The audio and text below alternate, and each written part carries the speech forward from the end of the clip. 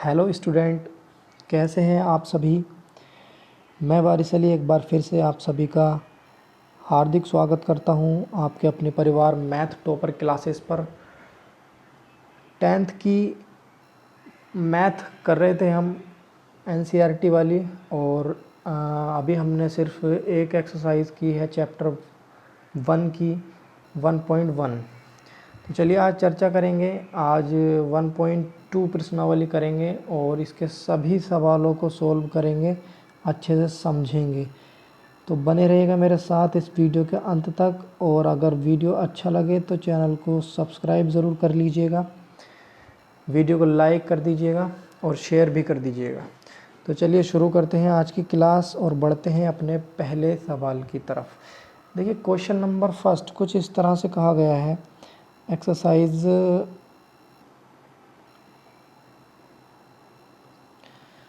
1.2 में कहा निम्नलिखित संख्याओं को अभाज्य गुणनखंडों के गुणनफल के रूप में व्यक्त कीजिए। सिंपल सी बात है, अभाज्य गुणनखंड। अभाज्य संख्याएं देख लीजिए क्या क्या होती है। अभाज्य संख्या होती है एक अभाज्य संख्या। अभाज्य संख्याएं किसे कहते हैं? वह संख्याएं, लिख लीजिएगा इसे अगर आपको पता ना हो।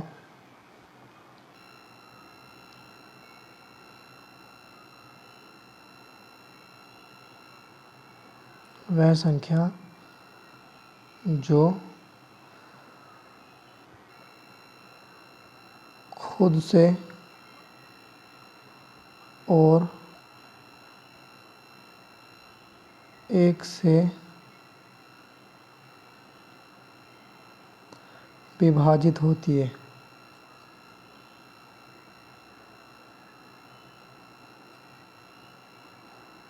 समझे आप? वह संख्याएं जो खुद से और एक से विभाजित होती हैं उन्हें अभाज्य संख्याएं कहते हैं। वो इसके अलावा किसी और से विभाजित नहीं होती। ठीक है, तो देखिए वो संख्याएं होती कौन कौन सी, ये मैं आपको बता देता हूँ। ठीक है, तो वो संख्याएं होती हैं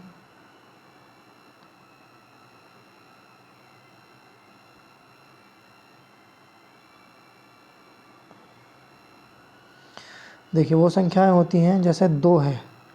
बताइए 2 या तो 2 से विभाजित होगा, कट जाएगा, भाग हो जाएगा, है ना, या फिर 1 से। इसके बाद आती है 3, 5, 7, 11, 17, 19, 23। ये सब इस प्रकार की जो संख्याएं होती हैं ना, जो किसी और संख्या से भाग, जिन्हें किसी और संख्या से भाग ना दिया जा सके, उन्हें ही हम अभाज्य संख्याएं कहते हैं। तो अब आप समझ गए होंगे कि अभाज्य संख्या किसे कहते हैं, अभाज्य किसे कहते हैं। तो मैं इसे रफ कर रहा हूँ, आप स्क्रीनशॉट ले लेना इसका। ठीक है, चलिए अभाज्य समझ गए क्या होती है संख्याएं। अब देखिए क्वेश्चन पढ़िए। क्वेश्चन में क्या कहा गया है? क्वेश्चन में कहा गया है निम्नलिखित संख्याओं को अभाज्य गुणनखंडों के गुणनफल के रूप में व्यक्त कीजिए। यानी कि अभाज्य संख्याओं के जो गुणनफल है उनके रूप में व्यक्त करना है। तो चलिए लेते हैं पहला सवाल 140। जैसे हमें 140 को व्यक्त करना है, पहले मान लीजिए। ठीक है, 140 को सॉल्व कर लेते हैं, इसके गुणनफल निकाल देते हैं, गुणनखंड निकाल लेते हैं। देखिए सबसे पहले 2 से डिवाइड करते हैं इसे। ठीक है, अगर अंतिम में 0 है या कोई भी सम संख्या है 2, 4, 6, 8, 10, या फिर लास्ट में 0 है, तो वो संख्या 2 से डिवाइड हो जाती है। किसे? 2 सत्ते 14 और 0 का 0 आ जाएगा। अब भी लास्ट में 0 है तो अब भी 2 से कट जाएगा। 2 तिया 6 और 2 पंजे 10। ठीक है, 35 बार। अब 5 से कट जाएगा। ठीक है, लास्ट में 5 है तो 5 से कट जाएगा। 5 सत्ते 35। अब 7 जो है वो 7 से ही कटेगा, 7 ही कम 7। समझ गए? तो इसके गुणनखंड हमने कर लिए। क्या आ गए? 2 गुणा 2 गुणा 5 गुणा 7। ये गुणनखंड आ गए। देखिए यही तो आया, 2 बार 2 आया, फिर 5 और फिर 7। ये इसके गुणनखंड आ गए। अगर हम इन सबको गुणा कर लेंगे तो फिर वापस से हमें 140 मिल जाएगा। 2 बार है तो 2 का स्क्वायर लिख दो और गुणा 5 कर दो इसे और गुणा 7। अब ये देखिए ये हमारा उत्तर हो गया पहले वाले सवाल का। कैसे? देखिए अभाज्य हैं ये, 2 भी अभाज्य है, 5 भी अभाज्य है, 7 भी अभाज्य है। 7 को भी आप किसी और संख्या से भाग नहीं दे सकते, 5 को भी नहीं दे सकते और 2 को भी नहीं दे सकते। तो यही हमें बताना था, हमने व्यक्त कर दिया है इसे अभाज्य गुणनखंडों के गुणनफल के रूप में। ये अभाज्य गुणनखंड हैं इसके, ये सभी संख्याएं अभाज्य हैं और ये इनका हमने गुणनफल कर दिया, ठीक है। तो यही हमसे पूछा था। तो पहला सवाल हो गया। उम्मीद करता हूँ आपको अच्छे से समझ में आया होगा ये सवाल, और आसान है, कोई बड़ी बात नहीं है। अगर आपको ये सब चीज़ें मतलब डिवाइड वाली चीज़ समझ में नहीं आ रही है तो इसके लिए मैं अलग से एक वीडियो बना दूंगा, मुझे बता देना है डिविजिबल रूल कि कौन सी संख्या किससे कटती है, इस प्रकार की एक वीडियो बना दूंगा अगर आपको ये सब समझ में नहीं आता है तो, ठीक है। कमेंट करके बता दीजिएगा। चलिए दूसरे क्वेश्चन की तरफ चलेंगे। इसी प्रकार से 156 के गुणनखंड निकालेंगे, 156 के, ठीक है। 6 है लास्ट में, सम संख्या है, 2 से कट जाएगा, ठीक है। 2 सत्ते 14, 1 बचा और इधर 16 हो गया तो 2 अट्ठे 16, समझ गए। बट फिर इसे फिर 2 से कट जाएगा, ये 2 तियाँ 6, 1 बचा और 2 नीम 18। अब ये 3 से कट जाएगा, 3 एकम 3 और 3 तियाँ 9। लास्ट में ये जो बचा 13 किसी से नहीं कटता, ये सिर्फ 13 से ही कटेगा, ठीक है। तो हमने इसके गुणनखंड निकाल लिए, ये 56 है, ठीक है। हमने इसके गुणनखंड निकाल लिए, क्या आए, 2 गुना 2 गुणा 3 गुणा 13, ये हमारे पास गुणनखंड आ गए। और ये हैं भी सब अभाज्य संख्याएं, ठीक है। लेकिन हम इसे कैसे करेंगे, 2 2 बार है तो 2 की घात 2 लगा देंगे और गुणा 3 और गुणा 13। ये हमारा क्वेश्चन नंबर 2 का, यानी कि सेकंड वाला जो आंसर है क्वेश्चन नंबर 1 का, उसका आंसर हो जाएगा। समझ गए, कोई बड़ी बात तो नहीं है, कोई परेशानी तो नहीं, आसान है ना, सारी चीज़ें आराम से हो जाएंगी। समझ में आ रही हैं सब? जल्दी बताइए, कमेंट करके बता दीजिएगा अगर कोई दिक्कत हो रही हो तो, ठीक है। चलिए इसको भी मैं रफ़ करता हूँ, स्क्रीनशॉट ले लेना, आगे बढ़ते हैं।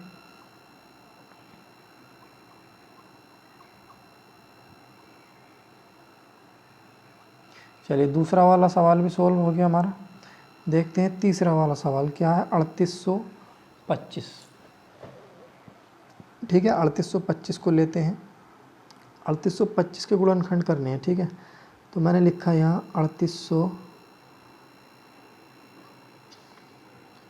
एक मिनट रुकिए, मैंने लिखा यहाँ 3825, ठीक है। इसके गुणनखंड निकाल लो। देखिए 5 है लास्ट में तो 5 से डिवाइड कर लेंगे, 5 सत्ते 35, 3 बचा, 5 छंग 30, 2 बचा, 5 पंजे 25, ठीक है। फिर से 5 है लास्ट में, फिर से 5 से डिवाइड कर लेंगे, 5 एकम 5 और 5 पंजे 25 और 5 तिया 15। अब ये 3 से डिवाइड हो जाएगा, 3 पंजे 15 और 3 एकम 3, ठीक है। फिर से 3 से डिवाइड हो जाएगा, 3 एकम 3 और 3 सत्ते 21। 17 किसी से डिवाइड नहीं होगा, 17 जो होगा वो 17 से डिवाइड होगा।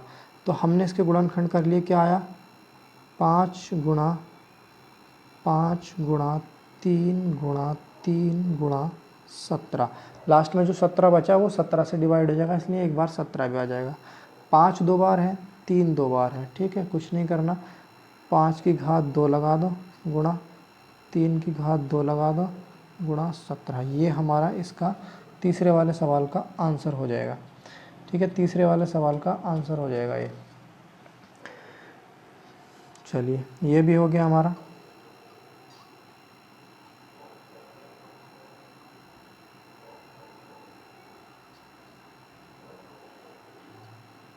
लास्ट में आप गुणा 1 भी कर सकते हैं, उससे कोई दिक्कत नहीं है, वो भी अभाज्य ही है। लास्ट में जो मैंने लिखा है इसके बाद में आप गुणा 1 भी लगा सकते हैं। चलिए बाकी ये जो 2 क्वेश्चन बचे हैं ये आप अब खुद से सॉल्व करिएगा, मैं सॉल्व करवाऊंगा तो ज़्यादा वीडियो लंबी हो जाएगी। इसी प्रकार से करना है, ठीक है, जैसे मैंने आपको बताया है, इसी प्रकार से सॉल्व करना, आसानी से हो जाएगा। नहीं हो तो मुझे बता देना, मैं दोबारा से सॉल्व करवा दूंगा एक नई वीडियो में, ठीक है। चलिए दूसरा क्वेश्चन देखते हैं। दूसरा क्वेश्चन क्या कहा गया है, देखिए बहुत ही ज़्यादा इंपॉर्टेंट क्वेश्चन है। कहा पूर्णांकों के निम्नलिखित युग्मों के HCF और LCM ज्ञात कीजिए तथा इनकी जांच कीजिए कि 2 संख्याओं का गुणनफल बराबर HCF गुणा LCM है, ठीक है। ये जो दो संख्या को गुणनफल बराबर HCF और LCM दिया है ना, ये हमारा एक फॉर्मूला भी होता है, ठीक है ना, ये ट्रू होता है, लेकिन हमें इसमें जांच करके बताना है ये सही है या नहीं, ठीक है। तो चलिए पहला क्वेश्चन लेते हैं, 26 और 91। करना कुछ नहीं है, जैसे अभी गुणनखंड कर रहे थे हम पहले वाले सवाल में, इसमें भी ऐसे ही गुणनखंड करने हैं।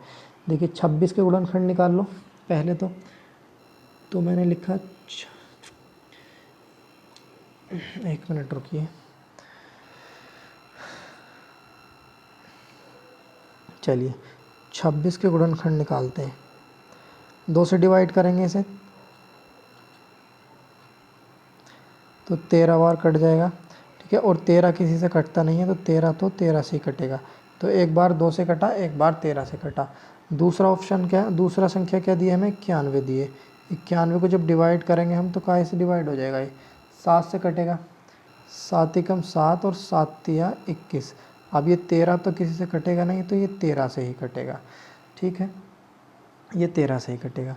तो देखो 26 के गुणनखंड हमने निकाले, क्या है 2 गुणा 13। ऐसे ही हमने 91 के गुणनखंड निकाले। 91 के गुणनखंड क्या है, 7 गुणा 13। हमें HCF और LCM दोनों निकालना है। देखिए पहले HCF निकालते हैं। HCF क्या होता है, जो दोनों में कॉमन हो, जो चीज़ दोनों में होती है उसे हम HCF कहते हैं, ठीक है। दोनों में क्या है, इसमें 13 है और इसमें 13 है, तो तुम्हारा HCF क्या हो गया, 13 हो गया, समझ गए। HCF वो होता है जो दोनों में कॉमन हो। और उसके बाद हमें निकालना है LCM। LCM क्या होता है, जो कॉमन है वो तो लिखेंगे ही लिखेंगे, लेकिन कॉमन के बाद जो बाकी बचा वो भी लिख लेंगे। तो यहाँ क्या बचा, 2, और यहाँ क्या बचा, 7, ये हो गया, ठीक है, 2 और 7। अब चलिए इसको थोड़ा सा मैं छोटा कर देता हूँ ताकि बाकी चीज़ भी अच्छे से समझ में आ जाए, है ना। ये लीजिए, ठीक है। तो चलिए अगर हम इनकी गुणा करेंगे तो तुम्हारे पास बन जाएगा 182। 13 गुणा 7 गुणा 2 करोगे तो 182 बन जाएगा, ठीक है। अब LCM और HCF ये आ गया। उसने कहा दो संख्याओं का गुणनफल। संख्याएं क्या थी हमारे पास, 26 और 91, यानी कि दो संख्याओं का गुणनफल 26 और 91 का गुणनफल बराबर होना चाहिए HCF गुणा LCM के, ठीक है। अब जब दोनों संख्याओं को 26 को और 91 को गुणा करोगे तो तुम्हारे पास बन जाएगा 2366, ठीक है। गुणा करके देख लेना बराबर, और इसे गुणा करोगे तो ये भी बन जाएगा 2366, यानी कि दोनों संख्याएं बराबर आ गई। और यही हमें प्रूफ करके दिखाना था, ठीक है। LCM और HCF की गुणा करी तो 2366 बना, और दोनों संख्याएं यानी 26 और 91 की गुणा करी तब भी 2366 बना। तो कैसा लगा ये, बिल्कुल एकदम से आसान है, बिल्कुल ठीक है ना, समझने की देर है, बाकी सब आसान है, तो समझते रहिए। स्क्रीनशॉट ले लीजिए इसका। एक सवाल और करके बताता हूँ, बाकी इसमें 3 सवाल हैं, एक सवाल आप खुद से बनाना। देखो समझना और पढ़ना एक अलग बात है, लेकिन जब खुद से बनाओगे, खुद से प्रैक्टिस करोगे तभी चीज़ें सीख पाओगे, अन्यथा आप लोग चीज़ें नहीं सीख पाओगे कहीं से कहीं तक भी, ठीक है। चलिए एक सवाल और बना कर दिखा देता हूँ मैं, ठीक है। जैसे हमें दिया है 510, इसके गुणनखंड निकालो। 0 है तो 2 से कट जाएगा, 2 दूनी 4, 2 पंजे 10 और 2 पंजे 10, ठीक है। अब ये कट जाएगा 3 से, 3 सत्ते 3 अट्ठे 24, बचा 1, 3 पंजे 15, 85 हो गया। अब कट जाएगा ये 5 से, 5 एकम 5 सत्ते 35, 17 किसी से कटता नहीं है, 17 तो 17 से ही कटेगा, तो 17 एकम 17 ये कट जाएगा। तो 510 के गुणनखंड हमारे पास ये आ गए, ठीक है, ये 5 है। आगे दूसरी वाली संख्या दी है 92, 92। अब 92 को भी डिवाइड कर लेंगे, पहले 2 से डिवाइड कर लो, 2 चौक 8 और 2 छंग 12, फिर 2 से डिवाइड कर लो, 2 दूनी 4, 2 तिया 6। अब 23 तो किसी से कटता नहीं है, तो 23 किससे कटेगा, 23 से ही कटेगा एक बार। अब हमने देखा 510 के जो गुणनखंड है हमारे पास, 2 गुणा 3 गुणा 5 गुणा 17 ये है। वहीं 92 के जो गुणनखंड हमारे पास आए, 2 गुणा 2 और गुणा 23, ये हमारे पास गुणनखंड आ गए। हमें क्या करना है, HCF निकालना है पहले तो, है ना। HCF निकाल लो। HCF क्या होता है, जो दोनों में कॉमन हो। देखो इसमें 2 है इसमें भी 2 है। ऊपर 2 कितनी बार है, देखो 1 बार है, नीचे कितनी बार है, 2 बार है।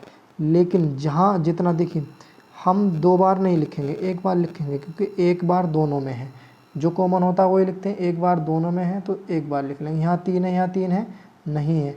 यहाँ 5 है, यहाँ 5 है, नहीं है। यहाँ 17, यहाँ 17 नहीं है। तो HCF सिंपल क्या हो जाएगा तुम्हारा, 2 हो जाएगा HCF। HCF तो 2 आ गया। इसके अलावा LCM की अगर मैं बात करूँ तो LCM क्या आ जाएगा, देखिए 2, इसमें 2 बार है, इसमें 1 बार है, तो यहाँ लिखेंगे 2 बार, है ना। जो है कॉमन वो तो लिखते ही हैं और जो नहीं है वो भी लिख लेते हैं, समझ गए। यहाँ 3 है, 5 है, 3 5 यहाँ है, नहीं है, तो 3 गुणा 5 भी लिख लेंगे। और इसके आगे भी चलेंगे, यहाँ 17 है, यहाँ 17 है, नहीं है, तो 17 भी लिख लेंगे गुणा करके। और यहाँ 23 है, उसमें 23 नहीं है, तो यहाँ 23 भी लिख लेंगे। ठीक है, तो ये मैंने 23 भी लिख लिया। चलिए अब इसको गुणा करते हैं, LCM को गुणा करके निकालते हैं ये एग्जैक्ट कितना हुआ। ठीक है, चलिए 2 दूनी 4 और 4 तिया 12 और 12 पंजे कितना होता है, 12 पंजे होता है 60। ठीक है, और 17 की गुणा जब तुम 23 से करोगे, 17 तिया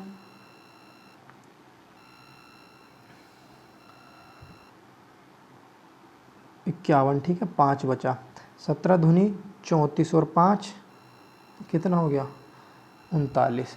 अब 39 को 60 से गुणा करोगे तो 0 6 9 छक्का 54, 5 6 तिया 18 और 5 कितना हो गया, 23।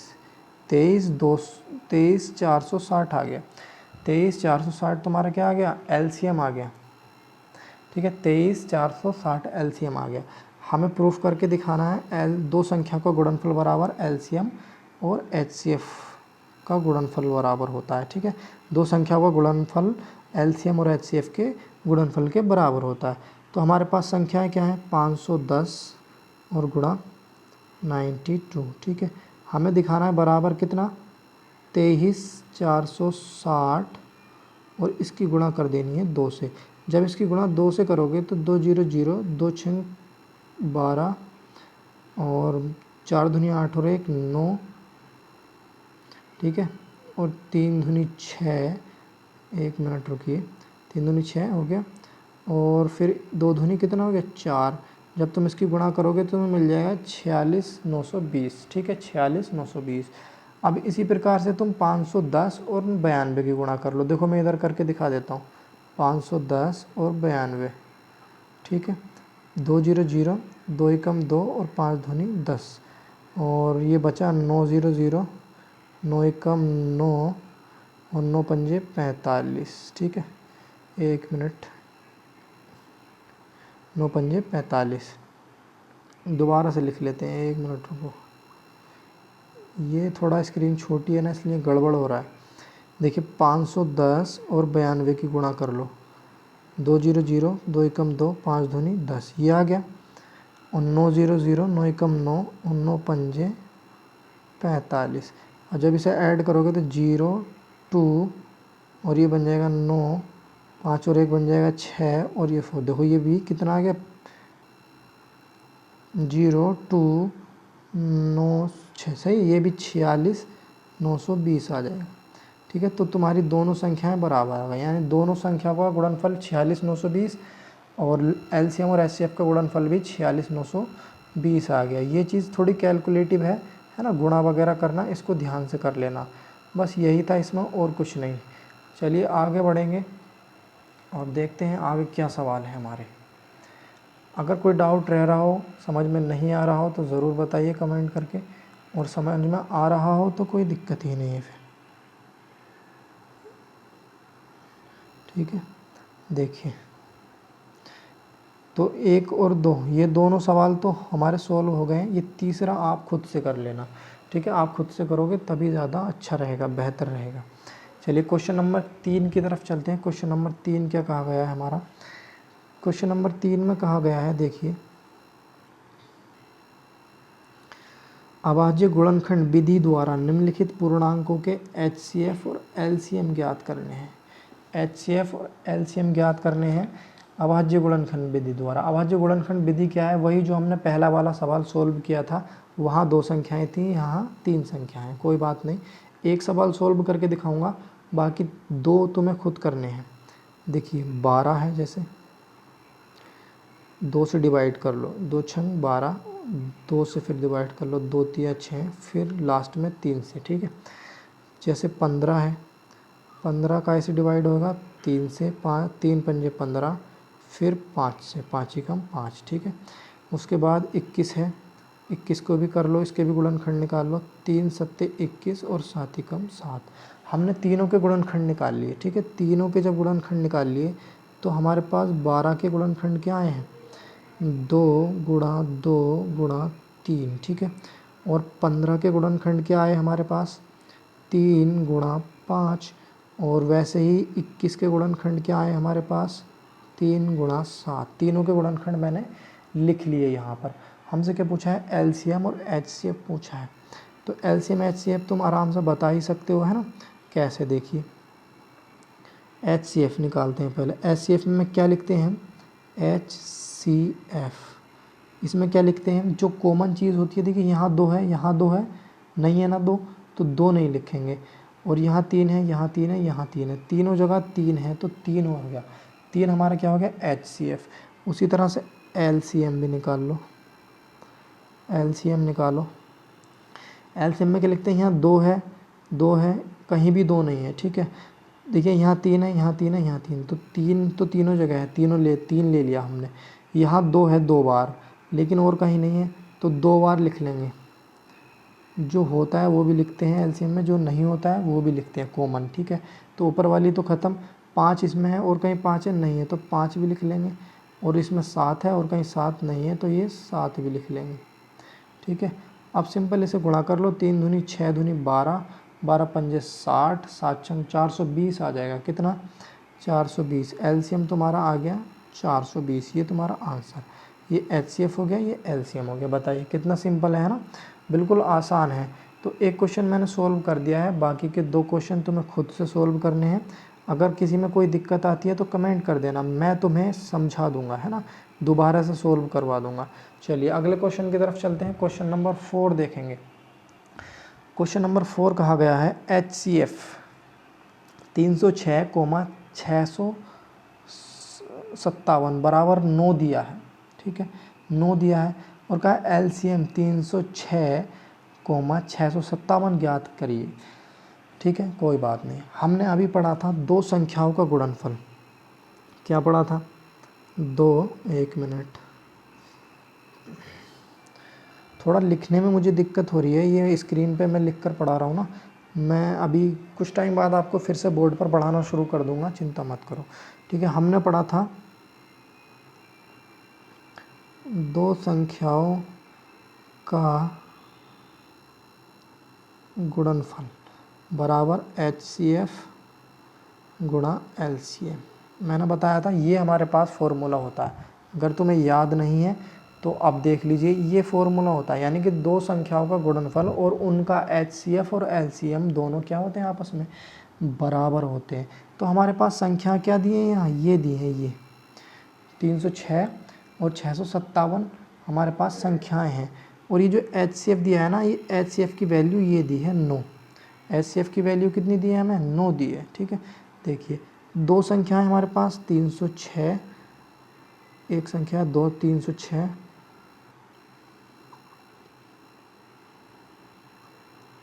306 और दूसरी संख्या है 657 और बराबर दिया है 9। ये क्या है, एचसीएफ है, 9 जो है एचसीएफ है, और गुणा इसको कर दो एलसीएम से, तो ये दोनों चीज़ें क्या हो जाएंगी, बराबर हो जाएंगी। इस फॉर्मूले में वैल्यू रख दी मैंने। अब 9 से इसे डिवाइड कर लो, 9 तिया 27, 9 चौक 36, 9 तिया 27 और 9 चौक 36, ये कितनी बार डिवाइड हो गया, 34 बार डिवाइड हो गया। तो मैं सिंपल आपसे कह सकता हूँ कि एलसीएम की वैल्यू कितनी आ गई तुम्हारे पास, 34 गुणा 657, ठीक है। ये चीज़ तो समझ में आ रही है, 34 गुणा 657, ठीक है। अब जब इनकी गुणा करोगे तुम तो तुम्हारे पास बन जाएगा 22,338। एलसीएम की वैल्यू तुम्हारे पास बन गई 22,338, ठीक है। तो यही तो तुमसे पूछा था, इसका एलसीएम पूछा था। तो 22,338 क्या हो जाएगा, इसका एलसीएम हो जाएगा। ठीक है ना, एलसीएम की वैल्यू आ गई 34 गुणा 657, और 34 गुणा 657 की जब गुणा करोगे तो 22,338 बन जाएगा। ठीक है, समझ में आया, इसका स्क्रीनशॉट ले लो और आराम से प्रैक्टिस करो घर बैठ के, आराम से सुकून के साथ, एकदम सारी चीज़ें क्लियर हो जाएंगी, बिल्कुल कोई डाउट नहीं रहेगा। प्रैक्टिस नहीं करोगे तो कुछ भी नहीं हो पाएगा, मैं क्या कोई भी नहीं सिखा पाएगा आपको। ठीक है, चलिए अगले क्वेश्चन की तरफ चलेंगे अपने।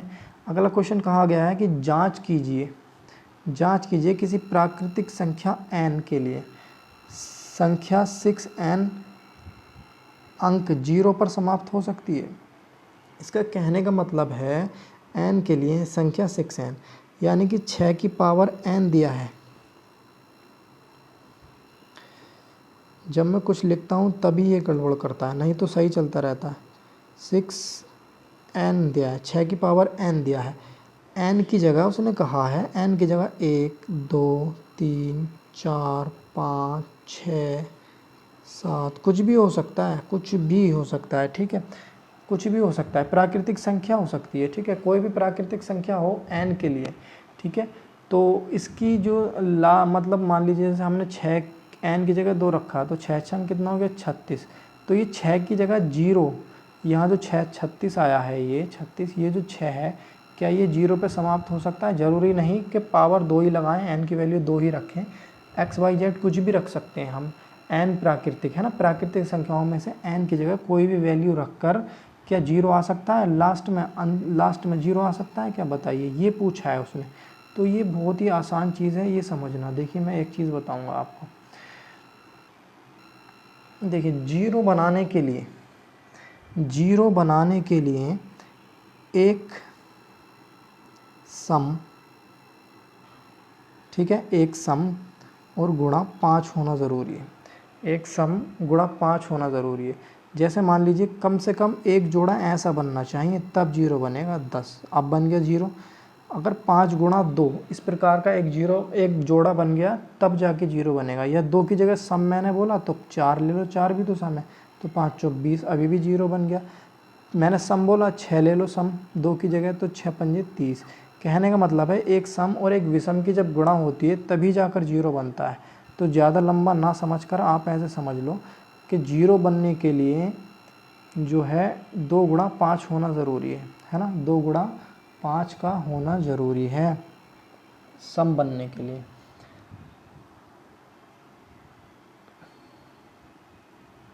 ठीक है, लेकिन अगर ये 6 है, ठीक है, 6 है, हमने देखा कि 2 गुणा 5 बनना ज़रूरी है तब जाके 0 बनेगा।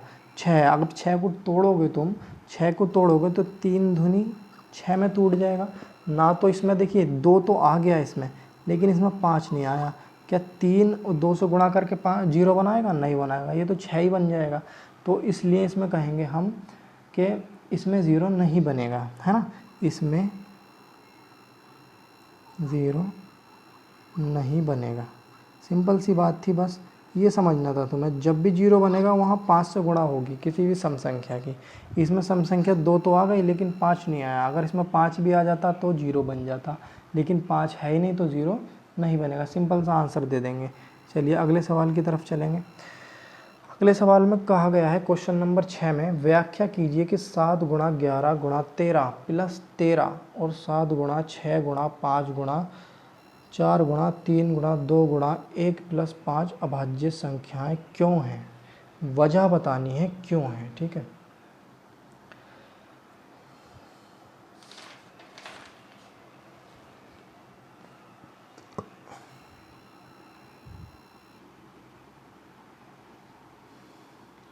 चलिए देखिए, सबसे पहले बात आप एक जान लीजिए कि जो अभाज्य संख्याएं होती हैं, है ना, छोटी सी बात, अभाज्य संख्याएं जो होती हैं, एक मिनट यार ये सब गड़बड़ क्यों करता है। चलिए, अभाज्य संख्याएं जो होती हैं, अभाज्य, उनमें जो होता है ना, उनका गुणनफल जो होता है, उनका जो गुणनफल होता है वो एक ही होता है। उनके जो गुणनखंड होते हैं वो एक ही होता है। जो अभाज्य संख्याएं होती हैं उनका गुणनखंड एक ही होता है। अभाज्य संख्याओं का गुणनखंड एक ही होता है, ठीक है। और जबकि जो भाज्य संख्याएं होती हैं, जो भाज्य संख्याएं होती हैं उनके गुणनखंड कई गुणनखंड हो सकते हैं, उनके कई गुणनखंड हो सकते हैं। एक तो छोटी सी बात ये याद रखनी है तुम्हें, ठीक है। अब मैं प्रूफ करके दिखाऊं। देखिए जैसे अभाज्य है क्या, 2 3 4 है ना, सॉरी 4 नहीं, 4 तो भाज्य है, 4 2 से कट जाती है। जैसे है अपने पास 5 है ना, तो मैं इन्हें करके दिखाऊं। देखिए 2 का अगर मैं गुणनखंड निकालूं तो 2 गुणा 1 हो जाएगा। 2 तो है ही, लेकिन इनका गुणनखंड सिर्फ 1 है। दूसरा 3 का निकालूं तो 3 गुणा 1 हो जाएगा। 5 का निकालूं तो 5 गुणा 1 हो जाएगा। तो इनका केवल एक ही गुणनखंड है क्या, 1 1 1। तो इनका सिर्फ एक गुणनखंड होता है।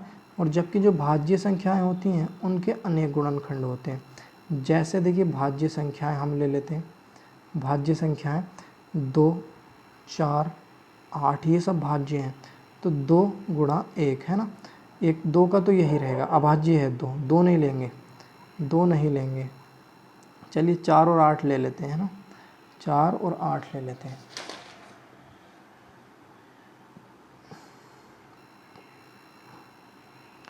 मैंने लिया 6 और 8, ठीक है। 2 एग्जाम्पल लेके समझाता हूँ। जैसे 6 है तो 6 को तोड़ेंगे 3 गुणा 2 में, तो इसके 2 अलग अलग गुणनखंड हो गए।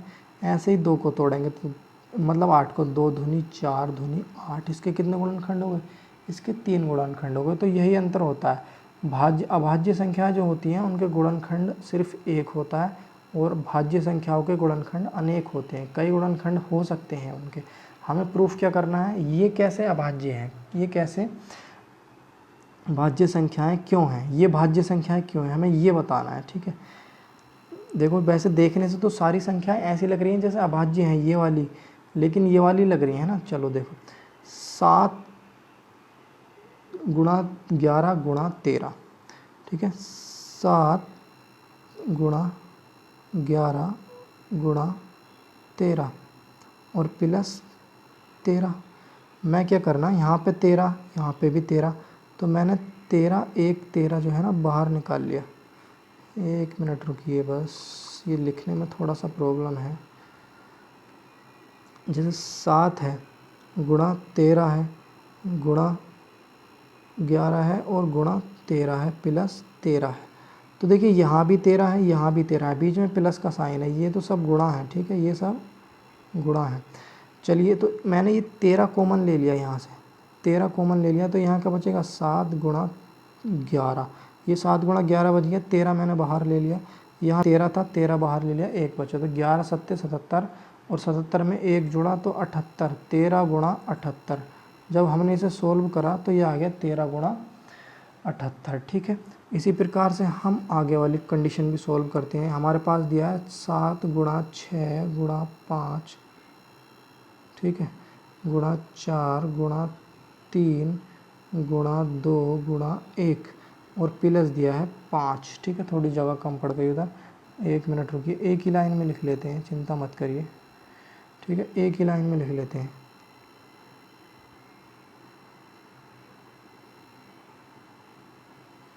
यहाँ दिया है प्लस 5। अब देखिए 5 यहाँ भी है, यहाँ भी है, तो मैं 5 कॉमन ले सकता हूँ, यहाँ से 5 कॉमन आ जाएगा, है ना 5।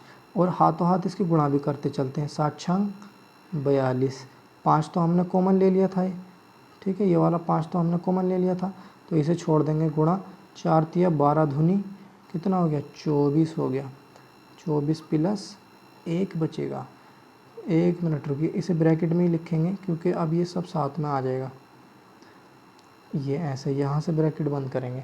यहाँ 5 था, 5 तो हमने बाहर ले लिया, तो अंदर में क्या रह गया, 1 रह गया। अब जब 42 और 24 की गुणा करेंगे तो आएगा 1008, ठीक है। 1008 में 1 जोड़ोगे तो 1009 आ जाएगा, 1009। अब 1009 को जब 5 से गुणा करोगे तो 5 नेम 45 बन जाएगा, और 5 धाई 50, 50 45 बन जाएगा। 50 45 क्या है बताइए, भाज्य है कि नहीं है, भाज्य है। 50 45 क्या है, भाज्य है। बस यही प्रूफ करके दिखाना था हमें कि 50 45 एक भाज्य संख्या है। इस प्रकार से ये भाज्य है। यहाँ पर इसने खोल के दे रखा था, मतलब डिटेल में दे रखा था, गुणनखंड रूप में दे रखा था, गुणनखंड बना के दे रखा था। हमने इसको संख्या बना के बता दिया कि हाँ ये भाज्य है, ये कटती है, 5 से कटती है। ठीक है, चलिए, तो ये भी क्लियर हो जाना चाहिए, इसमें कोई डाउट रहना नहीं चाहिए। समझ गए। चलिए एक सवाल और, लास्ट वाला बिल्कुल सवाल लेंगे, बहुत ही बढ़िया सवाल है, अच्छे से समझना। सवाल पढ़ लेते हैं पहले, पढ़ना ज़रूरी है। सवाल पढ़ कर समझेंगे तभी तो कैलकुलेशन करेंगे, तभी तो उसे सोल्व कर पाएंगे। कहा गया है किसी खेल के मैदान के चारों ओर एक वृत्ताकार पथ है। कैसे? ऐसे देखा है आपने, दौड़ लगाते हैं तो ऐसे गोल गोल गोल गोल गोल गोल, है ना, वृत्ताकार पथ है। इस मैदान का एक चक्कर लगाने में सोनिया 18 मिनट लेती है, 18 मिनट ले लेती है एक चक्कर लगाने में। सिंपल सी बात है, ठीक है, कोई बात नहीं, 18 ले। जबकि इसी मैदान का एक चक्कर लगाने में रवि 12 मिनट लेता है। सोनिया 18 मिनट और रवि 12 मिनट लेता है। मान लीजिए वे दोनों एक ही स्थान और एक ही समय पर चलना प्रारंभ करें, तो एक ही दिशा में चलते हैं, तो कितने समय बाद वे पुनः प्रारंभ मिलेंगे? देखिए कितने समय बाद पुनः प्रारंभ मिलेंगे। तो इसमें अगर हम टाइम की बात करें तो इसमें न्यूनतम टाइम पूछा है हमसे, न्यूनतम टाइम पूछा है, कम से कम टाइम पूछा है ना, कम से कम कितने टाइम में मिलेंगे, ये कहने का मतलब है। और मैंने जब कहा था कम से कम या न्यूनतम की बात आती है तो एलसीएम निकालते हैं, ठीक है। इसके जब गुणनखंड लिखोगे तुम तो ये आता है 3 तिया 9 और 9 धुनी 18। तुम काट कर देख लेना, मैं डायरेक्ट बना रहा हूँ, ठीक है। 2 तिया 6 और धुनी 12, ठीक है, ये इसके गुणनखंड होते हैं। आज जैसे मैंने काट के बताया था ना, 2 से काटो फिर 3 से काटो, इस प्रकार से काट लेना आप लोग, मैंने डायरेक्ट लिख दिया है, ठीक है। चलिए देखिए एलसीएम में क्या करते हैं हम, एलसीएम जब हम निकालेंगे, 3 है, यहाँ भी 3 है, तो एक 3 तो ये ले लिया मैंने, लेकिन अब यहाँ 3 है, यहाँ 3 नहीं है, तो ये दूसरा 3 भी लेना पड़ेगा, ठीक है। अब 2 यहाँ है, 2 यहाँ है, तो एक बार 2 ले लेंगे, यहाँ तो ख़त्म और यहाँ 2 बचा, तो एक ये 2 ले लेंगे। कहने का मतलब ये है सबसे ज़्यादा बार 2 कहाँ पर है, कितनी बार है, 2 बार, तो 2 बार ले लिया। सबसे ज़्यादा बार 3 कितनी बार है, 3 2 बार, तो 2 बार 3 ले लिया। यही सब होता है, ठीक है, और कुछ नहीं। 3 तिया 9, 9 दूनी 18 और धुनी 36, यानी कि वो जो है ना 36 मिनट बाद मिल जाएंगे। जब रेस शुरू करेंगे तो उसके 36 मिनट बाद दोबारा मिलेंगे वो। मान लीजिए यहाँ से उन्होंने रेस शुरू की, ऐसे चले 36 मिनट तक चलेंगे, फिर मिल जाएंगे जाकर, तो वो 36 मिनट में मिलेंगे। तो ये सवाल हमारा इसका आंसर हो जाएगा 36 मिनट। तो क्लास कैसी लगी ज़रूर बताइएगा कमेंट करके, और अच्छी लगी है क्लास तो चैनल को सब्सक्राइब कर लीजिए, वीडियो को लाइक और शेयर करना बिल्कुल भी ना भूलें। चलिए बहुत बहुत धन्यवाद आप सभी का मैथ टॉपर क्लासेस में जुड़ने के लिए।